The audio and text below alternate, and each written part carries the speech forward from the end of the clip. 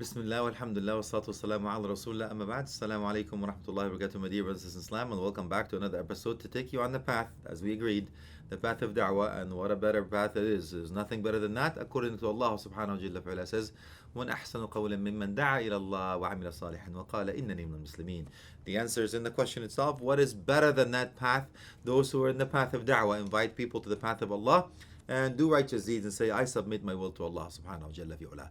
However, on this path you will need some guiding lights, and you also need some stop signs, and you also need some road map to get you there.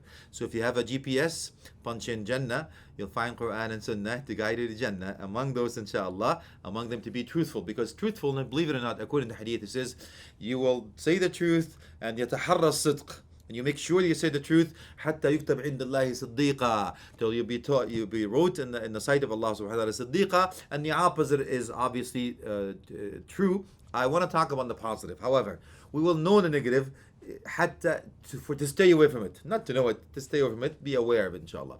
And you will, those people, not you, may Allah protect you from that, say the falsehood and lie, and you make sure they lie even when they're joking, just to be famous or whatever it may be, till they be written in the sight of Allah, kadhuba wal-'iyadu billah. So we'll talk about both. Hopefully we will stay on the sidq path, not the falsehood, the truth, and we'll talk a little bit of hypocrisy, inshallah, if we have the time, and we hopefully will get you there safe and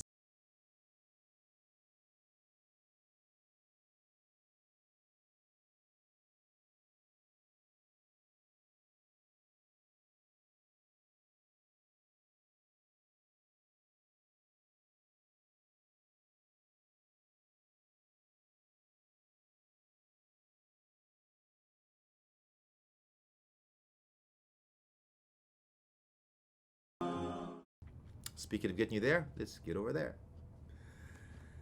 Allah subhanahu wa ta'ala actually mentioned something in the Quran where he says, Ya ayyuha alladhina amanu taqullaha wa kunu ma'a as-sadiqeen. You know, when Abdullah ibn Mas'ud radiallahu anhu says, as soon as we heard the word Ya ayyuha alladhina amanu, oh you believe, he didn't say Ya ayyuha alladhina aslamu, oh you submit your will to Allah, or Muslims, or Ya ayyuha nas, oh mankind. He says Ya ayyuha alladhina amanu, says kana amru yu'mar bihi wa nahyun an. It was a command that Allah subhanahu wa ta'ala will ordain upon us, or a negation that Allah subhanahu wa ta'ala will forbade upon us. So he says here, Ya ayyuha alladhina amanu. So when you hear Ya ayyuha alladhina amanu, by the way, you're supposed to say Ya sami'na wa ta'na. According to the end of Surah Al-Baqarah, قالوا سمعنا وأطعنا غفرانك ربنا وإليك المصير. So we say, we listen and obey. We don't say سمعنا وعصينا والعياذ بالله, we listen and disobey. So let us see what Allah subhanahu wa ta'ala says here. يا أيها الذين آمنوا اتقوا الله وكونوا مع الصادقين. Be conscious of Allah, be God-fearing, and be amongst those who are truthful. May Allah make us among those who are truthful, inshallah. Today we have a game plan to get you on the straight path, inshallah, to be among the truthful ones. Ameen. And stay away from anything. And hopefully, when you see the cure, you will know the illness, obviously, and hopefully you will have the disease now by a doctor, not this doctor. Somebody else says, give you an RX, gives you some remedies, right? Because now I see the characteristics of a hypocrite, for example. So I need to get you off that road. I need to get you on this path of the sidq, inshallah, because there's beautiful utterance here. So let us talk on the opposite, inshallah, so you'll know how to stay away from it. We already know that the ayah al-munafiq thalatha. إذا حدث كذب وإذا وعد أخلف وإذا اؤتمن خان. Which means, when they speak, they lie. When they promise, they break their promise. And when they are entrusted, they betray. May Allah protect you from that. There's another hadith that says, وَإِذَا خَاصَمَ فَجَرْ. If you're best friends with somebody and you don't like him anymore, you become the worst enemy. I am your worst enemy. Don't be that guy. So let's talk about it specifically, inshallah, and then we'll come back on the straight path for sidq, inshallah. Ameen. So إذا حدث كذب, يا أخي, this is the first thing. If you speak, you lie. Could you imagine you being a hypocrite? Why should you be afraid of hypocrisy? Because when we talk about walk the talk, you cannot be a hypocrite. You can't tell people, Ya ayyuhan nas ittaqullah, and then you have no taqwa. You go on the pulpit, on the minbar, you get on the conference, you get on the screen, you get on the tour, you get on whatever it is that you're getting onto, and you tell people telling you, don't do this, and you're the first one that does it. And you tell people, do this, and you don't do it yourself. That's terrible, man.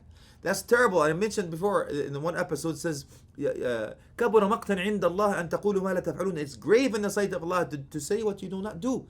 So don't have that. Get off that wagon quick. You gotta dump that baby right quick, inshallah.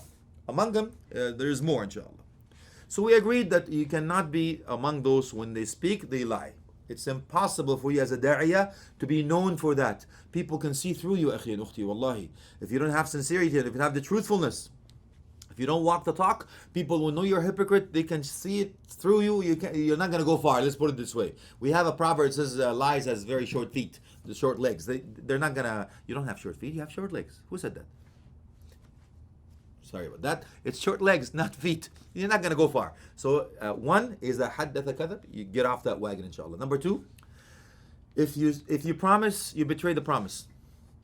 Have you know that guy? Brother Mo, how you doing?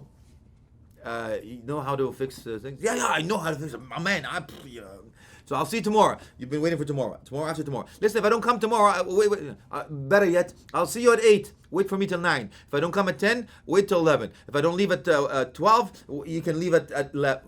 How you doing? You cannot promise, but Ibn Uthaymeen rahmatullah says you don't break your promise intentionally. That's what he says. So if people actually ask you to do and you promise something and something came out that actually was not in your control, then you're off the hook. But if you're already promising people and you already know you're going to break the promise, don't do it. Don't be like Nike, just do it. No, don't do it.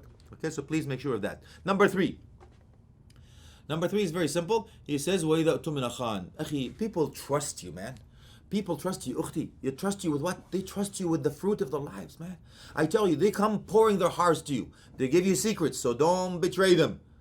لا تخون الله والرسول أمانته. This amana is amazing, akhi. And the amana in itself is, the deen is كله amana. Among the scholars, the different amana. إن عرضنا الأمانة على السماوات والأرض والجبال فبين أن يحملنها وخشينا.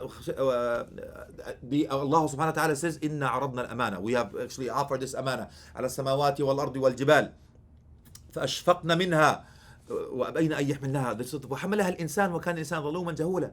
This is terrible. This amana, I go with the opinion that the amana is the whole thing. Deen is amana. Everything is amana. Your family is amana. Your wudu is amana. Your salah is amana. Your da'wah is amana. Everything is an amana. Your ilm is amana. There's zakatul ilm, right? There's actually zakat on the ilm, so you share. But what I'm talking about here is you do not betray them, and especially when they give you the fruit of the loom, meaning your kids. Their kids come to you, akhi, thinking that you're the cream of the crop. Whatever you say, my man, I'll do.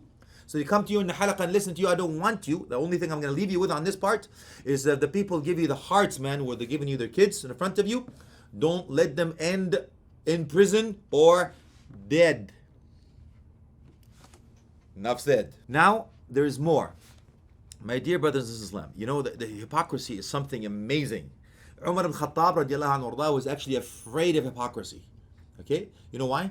He actually came to Hudayfa ibn al-Yaman radiallahu anhu. He actually fearing something when Prophet Muhammad mentioned to him the list of hypocrites.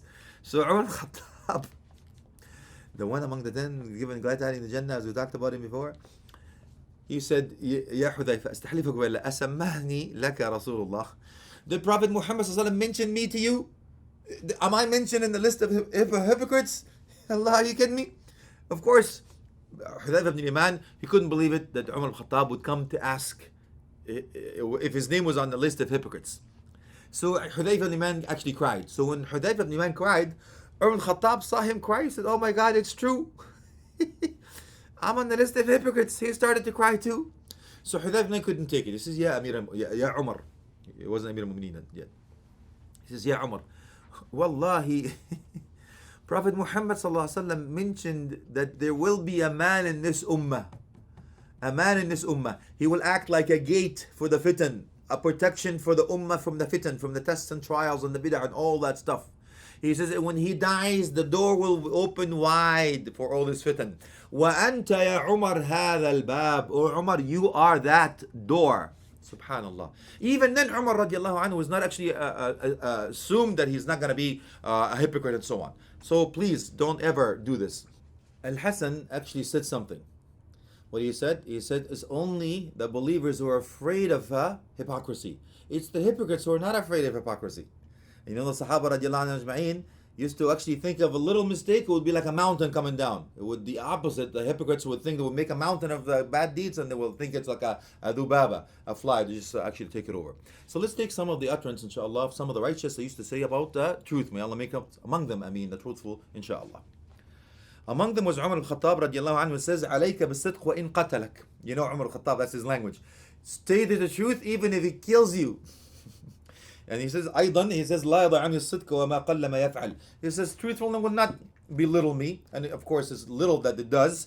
And he says, أحب إلي أن يرفعني الكذب وقل ما يفعل. It's more beloved to me than if I lie, and it will raise my honor or statue, and indeed little it is that does. وقد يبلغ الصادق بصدقه ما لم يبلغه بالكاذب احتياله. And of course, the honorable one, the truthful one, will be raised in honor much more or much higher than those who actually lie to get to places. So it's not going to go far, inshallah.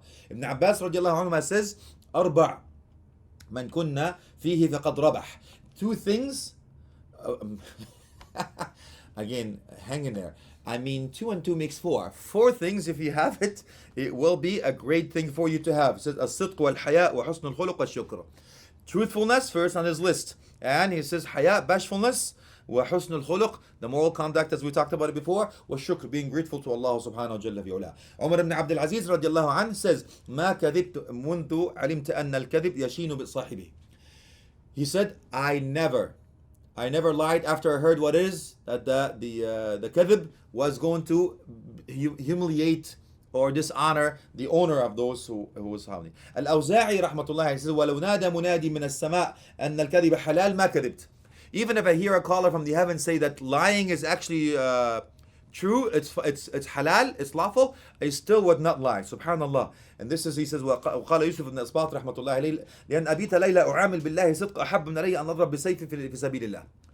It is more beloved to me that I stay one night truthful with Allah subhanahu wa ta'ala, being truthful in everything, because the scholar says really it's in utterance, actions and deeds, in the hal, in the statue that you do, in the actions that you say, and the utterance that you do, and all your behavior, inshallah, is more beloved to me than goes to jihad fi sabilillah. And my dear brothers and sisters in Islam, let's take it home, our eternal home, our eternal abode, ameen ya rabbil alameen, with Rasulullah sallallahu alaihi wasallam, when he actually says, أنا زعيم في وسط الجنة ببيت لمن ترك الكذب ولو مكان مازحا. I promise that I will get you a beautiful house, a castle in Jannah, made of brick of silver, a brick of gold in Jannah, man. What is it? If you leave the lying or the falsehood, even if you're joking. So stay on that straight path, stay on the truth, stay away from falsehood. Do not be a hypocrite, my dear brothers in Islam. You'll be one of the best da'is, inshallah. Ameen wa akhir da'wan. Alhamdulillahi rabbil alameen. Wa sallam ala alihi wa sahbihi wa tabi'in. Jazakum Allah anna khayra. Wassalamu alaikum wa rahmatullahi wa barakatuh.